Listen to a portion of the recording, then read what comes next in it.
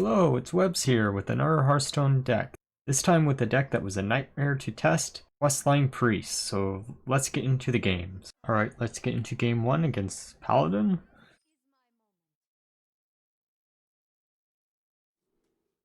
Here we mulligan away the Baker since it's too early for the game. We draw into the Mana Feeder instead, which was a card that I eventually cut because it was usually just always a 2-drop to complete the quest, and you never actually got a draw card off of it.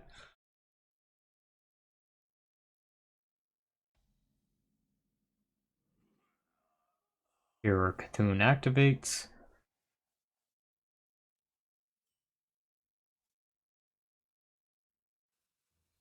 We're just going to play our quest. Our hand's actually not looking too bad for our curve. We just need a 4 cost, and then he plays our watch post, which sucks because that really screws with our cards. Here it's better to play the minion that doesn't do anything. We have no easy way to kill the watch post for another turn, so we just have to make sure we can kill it in 2 turns.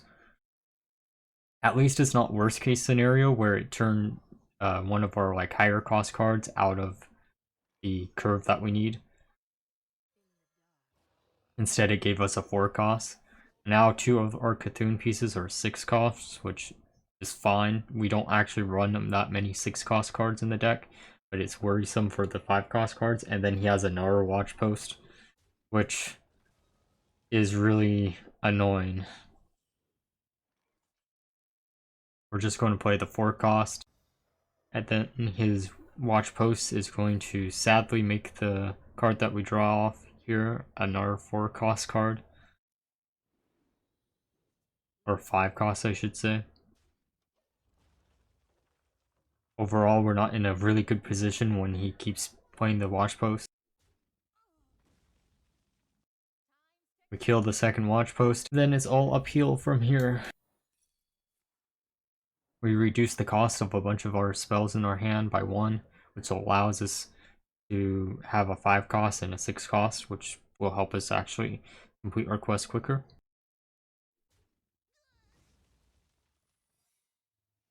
And it turns out we're playing against Rogue and not Paladin. This game actually shows a pretty cool interaction between the minion that casts a secret from your deck and the card that transforms you into a random hero. Since it does not trigger it, which is actually a pretty cool thing. Maybe that would have been another variant that I could have went down with that deck. But I had assumed that wouldn't have worked. But who knew? He plays a wide board, gets a bunch of 2/2s out. And here we can just wipe out everything except for the 1/2/2. And then we can heal ourselves a little bit if we had any HP to heal up. Overall, I would say this game's actually going pleasantly well with the quest. But this game demonstrates the necessary factors of how to make this deck even function, where you have to run against some really wonky deck in particular. We'll be able to complete our quest next turn, no matter what. Hopefully that means we only need 2 more turns to be able to draw into our card and play the card that shuffles it into our deck. Which is honestly probably the major issue with the quest, is that the reward doesn't just shuffle itself into the deck, or it doesn't have a small body as the quest reward, so you can just play the quest reward on the same turn that you complete the quest. That's honestly the most frustrating thing about this deck is, sure, you can complete the quest, but because of what the cost of the last card that you use to complete the quest is, you can't play your quest reward on the same turn. So it can be sniped out of your hand if you are really unlucky. And I've actually been in a game before, which I almost included in this video, where the quest got sniped out of my hand, and then there was nothing I could do about it, and they had 2 of the quest reward shuffled into their decks, and I just would have lost no matter what at that point, since I had no win condition, because it was before I added in Cthun into the deck.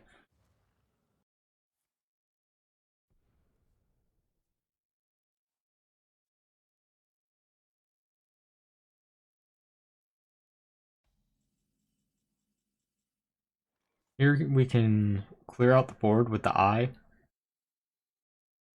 or we could use palm readings in order to discount the drive in the shadows, which means next turn we'll be able to draw into our quest reward no matter what. And all we have to do is play our quest reward this turn. Since it's a big taunt, might as well play it this turn. It's not like they have anything to get rid of it.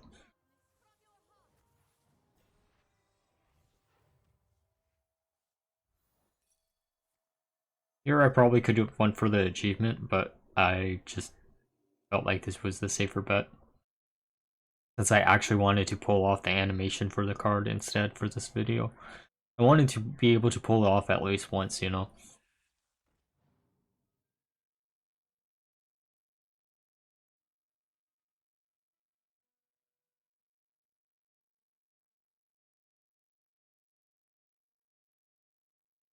They're going through all these steps to carefully plan out how to not lose in the next few turns, but really, the game is a non-factor at this point.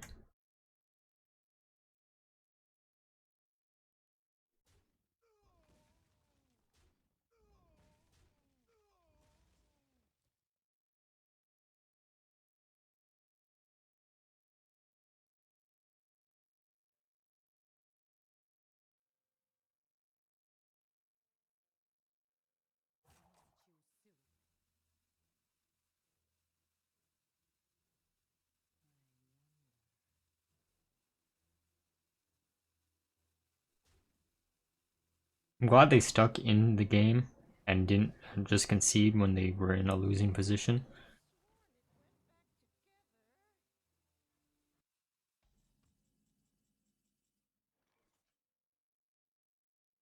Alright, now we choose the shard.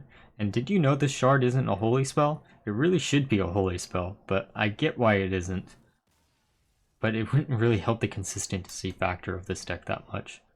Alright, time for game 2 against Warlock. Given the variations of Quest Warlock, it's probably Quest Warlock, which is why I mulliganed away the 6-cost Elemental. Here we're just going to play the quest. Next turn we're probably going to play the Insight to try to get into a 3-cost minion or a 4-cost minion. They're just going to play their quest, which is kind of predictable. But instead we decide to put down the 2-1 unit, just so we have some board presence. I'm assuming they're going to play some type of minion, but they just hero power instead. I know a variant of Quest Warlock has been popping up where they run like 6 demons and no other minions in the deck, which is kind of an interesting concept. Maybe a deck that I'll look into after this video. We're just going to kill our 2-1, we're going to draw more cards. Our hand actually is pretty good when it due to the variety of costs in our hand. But in a game state, the hand could actually be very not good. Here we can just play the 4 cost, hope to get a 3 cost off of this. Give them the Dark Glare. Don't really want to give them the Dark Glare, but it's the best option for us, so we're just going to give it to them. Because hopefully next turn, no matter what, we can still kill it if they play theirs. They're going to do 6 damage to our minion. And then hero power. And now we can just play the Dark Glare without being interrupted.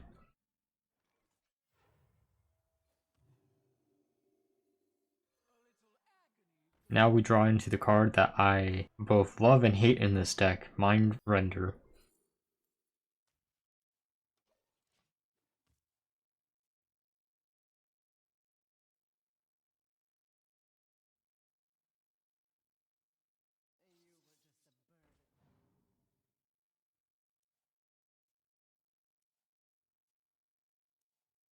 You're just going to draw a bunch of cards off of a hand of Gul'dan.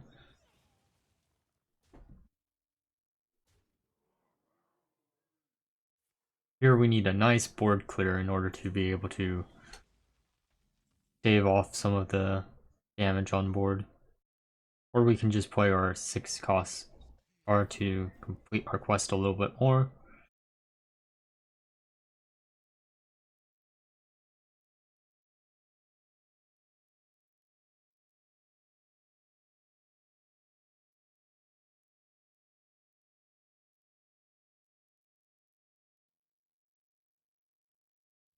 They're thinking. I don't know why they needed to think to play Ruined Mithril Rod. They'll just discount a bunch of cards in their hand whenever they draw into more cards.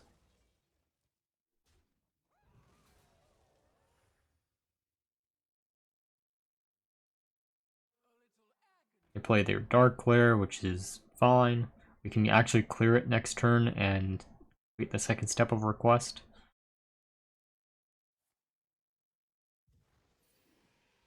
Oh no, they get more minions back.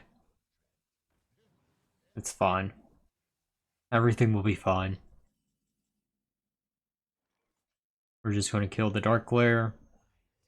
I'm glad that we got rid of one of their raised dead before we killed the Dark Lair.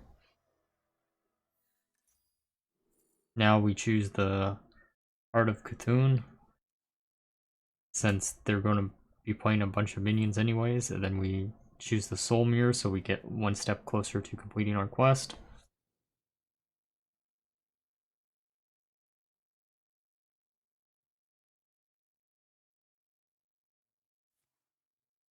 They copy a demon in their hand. I guess they copied the Dark Lair, which is sad for us.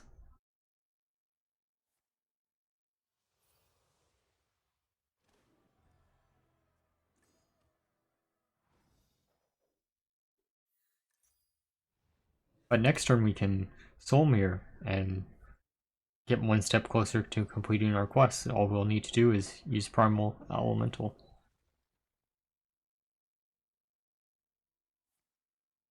They play another Raised Dead. They're getting close to completing their quest, but they don't have the mana to do it this turn. We'll just play the Protector this turn, since we have 8 mana. Get another Cthun piece, which is great. They should be able to complete their quest no matter what this turn. Now the only question is, will they be able to play the reward?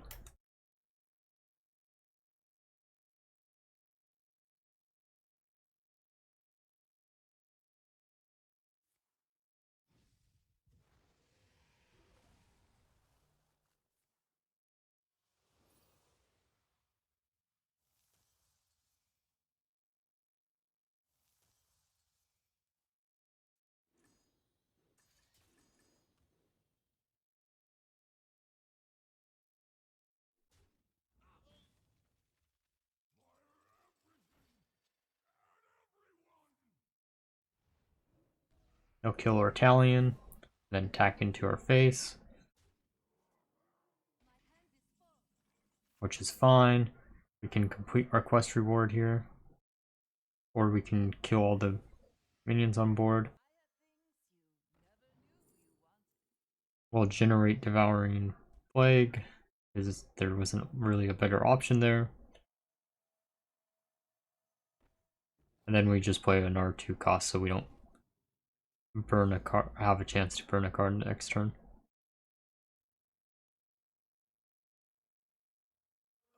Here they definitely can finish their quest and have enough mana if they draw well enough. They play their Stealer of Souls, which make everything do damage to them.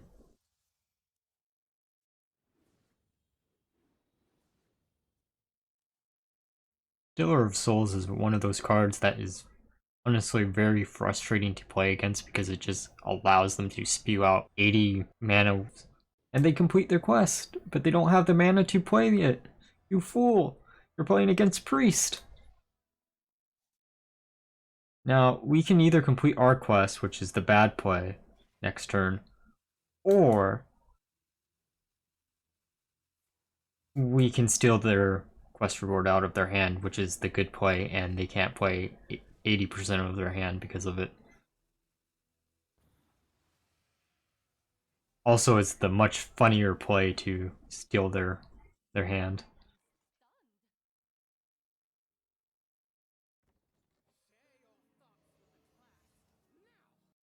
I think what they were thinking was their quest reward would cost HP instead of mana because of the Stealer of Souls, and then they'd be able to play it, but sadly they couldn't.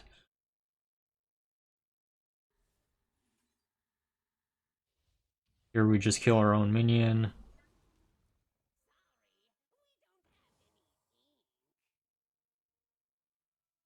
And take a bunch of their other cards, but it doesn't really matter because honestly we got the one card that we wanted out of their hand. And sure, they can ruin our quest and our Cthun, but from this position they don't really have a win con, and they don't have any way to generate enough threats in order to even possibly win. They're going to ruin our quests right here, and our Cthun, which is still fine, I don't really care.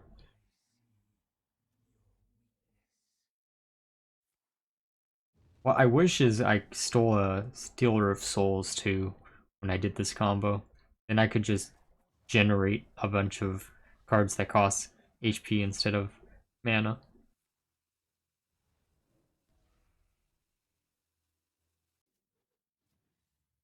We get our hand back, and we play the Entrapped Sorceress.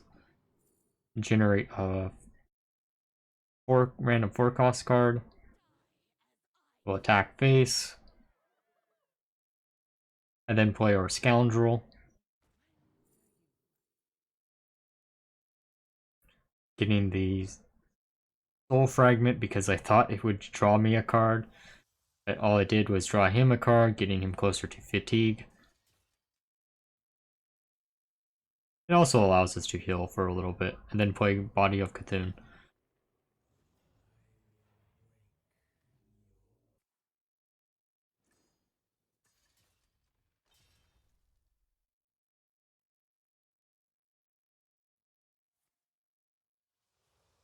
I don't know why they're trying to mill themselves out here. It's not like they have the quest reward itself.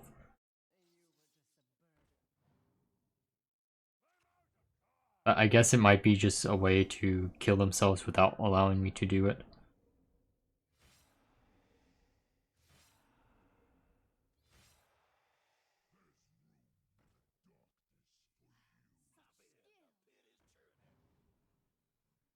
So here we can actually use Soul Mirror to get the Stealer, which is actually kind of funny, and a really funny way to just end this game.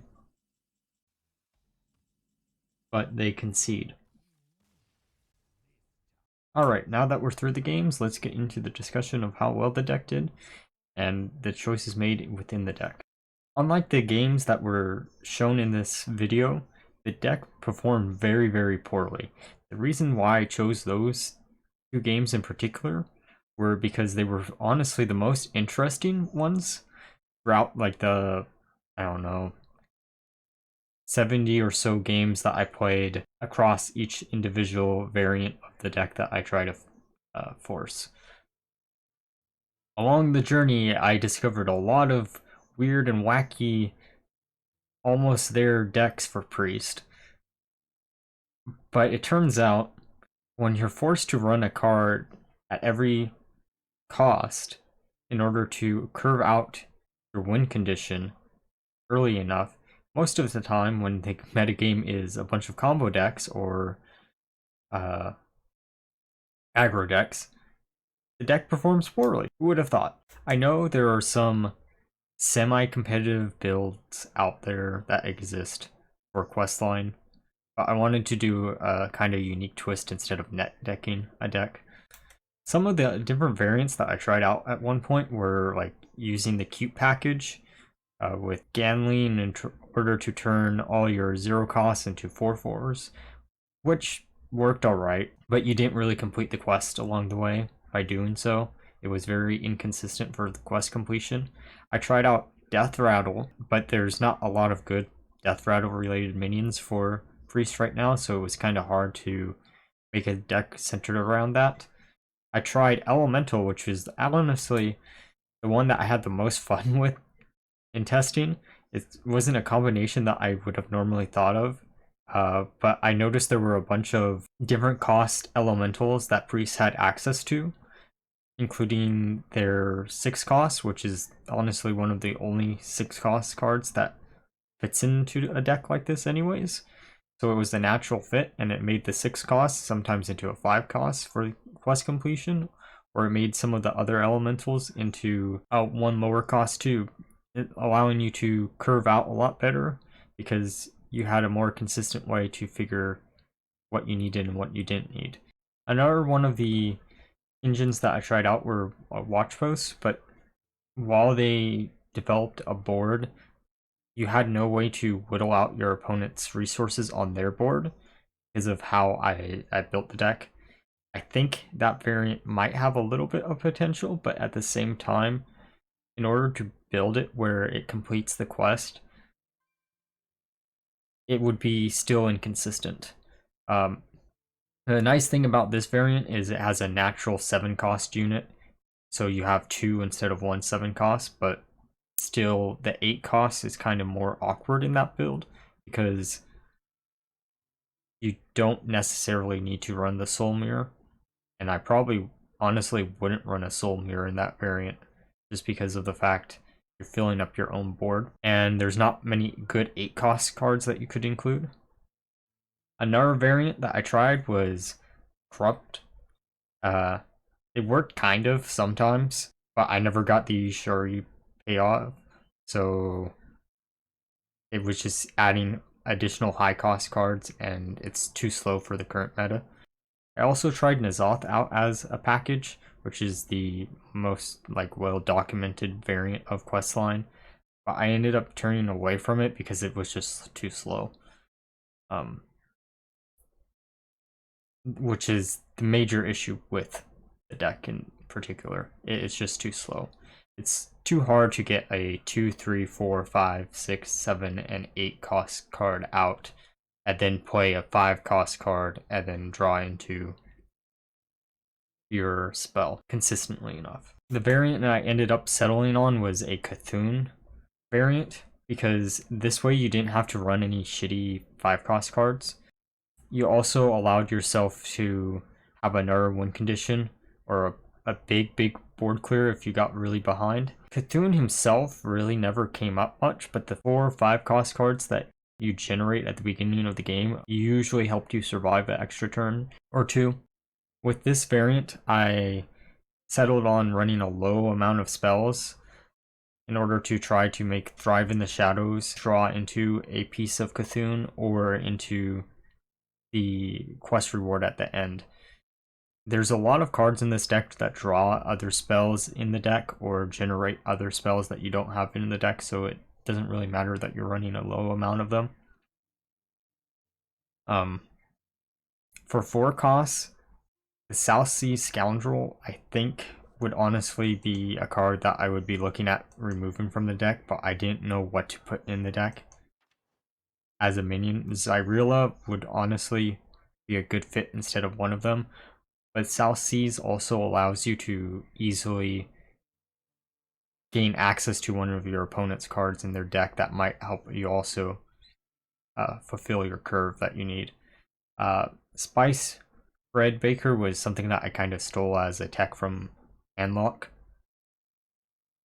After playing against a game or 2 of Handlock, I was like, oh, well, that's a nice heal 9, which would honestly make Zyrilla even better in the deck. Mind Render, I both hate and love this card. I love it because it's a nice little mind game thing that you can do with your opponent. I like those types of cards, but it's also awkward 90% of the time to play the card. I wish it wasn't, but it honestly is. It can steal you some games, as shown in this video, but it also sometimes is just, oh, you got a 3-drop, but you can't play the 3-drop to complete the step in your quest. I guess I just wait. So. Entrap Sorceress could probably be replaced with the Scorpions. Early, or for most of the game, you'll probably have this online. But towards endgame, the Scorpions will always be online, and then these are just a 3-4 body. But the quest has such a big issue with actually completing itself that that's honestly never really a big problem. Primordial Protector was included because it's just the best 8-cost card for this type of deck. It draws into Soul Mirror if you have it in your deck, or your Cthun pieces. And then once you shuffle in your quest reward, if you get to that point, it can draw your quest reward too. It just requires you to survive that long. I really wish this deck was a little bit more consistent. And by a little bit more consistent, I mean a lot more consistent. But at the same time, I think a deck like this, if it was consistent, would be very unhealthy for the metagame. But with the amount of other combo decks that are existing right now in the metagame, another one would probably be fine. I know that's a problem that a lot of people are complaining about right now. But that's just how quest lines are naturally going to be, is they're going to enforce some combo decks. It sucks that some of the combo decks make games non-factors when their combo goes off, and that it kind of dilutes the game from ever having access to any control decks as it currently stands. But it is what it is. Eventually control will come back, maybe next set, maybe the set after, or whenever some of the cards that enforce some of the combos rotate out. Overall, if you enjoyed watching this video, please leave a like, subscribe, and a comment down below. And until next time, bye bye.